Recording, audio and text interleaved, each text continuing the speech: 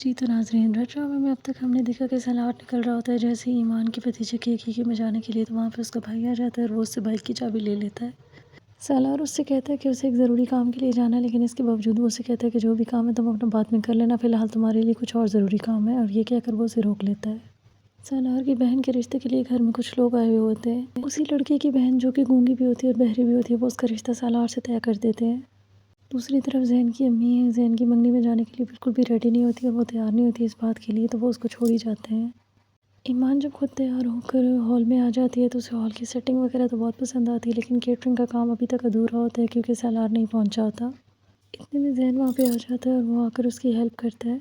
ایمان کا بہنوئی جمیل جو کہ زین کو وہاں پر دیکھ کر تھوڑا حیران ہوتا ہے اور پھر اپنی بیوی سے پوچھتا ہے کہ تم اس کے بارے میں جانتی تھی کہ اس کو بھی یہاں پہ بلایا ہوا ہے۔ اتنے میں وہاں پہ سمیر بھی آ جاتا ہے اپنی امی کے ساتھ۔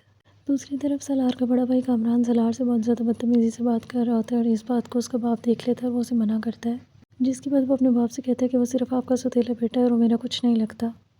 ایمان کا بہنوئی چاہ رہا ہوتا ہے کہ اس حقیقی کی رسم کے اندر ہی ایمان اور سمیر کا رشتہ طے ہو جائے۔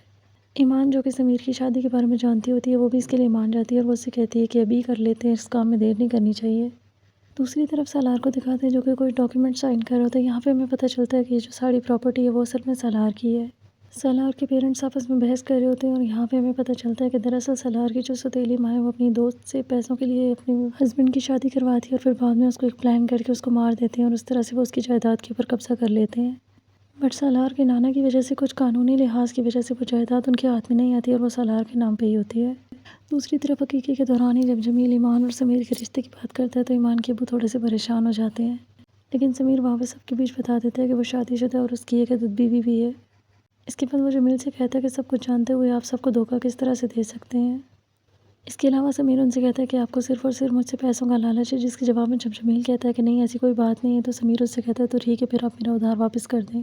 اس کے بعد جمیل غصے سے وہاں سے چلا جاتا ہے۔ جمیل جب اپنی امی سے اس سب کے بارے میں بات کر رہا ہوتا ہے تو وہیں پہ زین کی امی آ جاتی ہے اور وہ ان کی ساری باتیں سن لیتی ہیں۔ اس کے بعد وہاں پہ ایمان اور زین کی منگنی بھی ہو جاتی ہے اور سب بہت زیادہ خوش ہوتے ہیں۔ ایمان اور زین تو بہت زیادہ خوش ہوتے ہیں۔ اتنے میں وہاں پہ سالار بھی آ جاتا ہے، وہ یہ سب دیکھ لیتا ہے۔ اس کو بھی اس بات کا بالکل نہیں پتا تھا کہ ایمان اور زین کی بات بھی پکی ہو رہی ہے یہاں پہ آج۔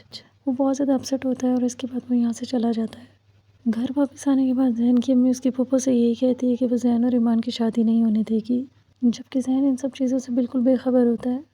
تو آگے کیا ہوگا اس ڈرامے میں، یہ ہمیں دیکھنے کو ملے گا اس ڈرامے کی آنے والی ایپیسوڈ میں۔ تو دیکھتے رہیے ڈرامہ سیریل ریڈ، اور مزید اپڈیٹس کے لیے میرے چینل کو لائک اینڈ سبسکرائب ضرور کریں۔ اللہ حافظ۔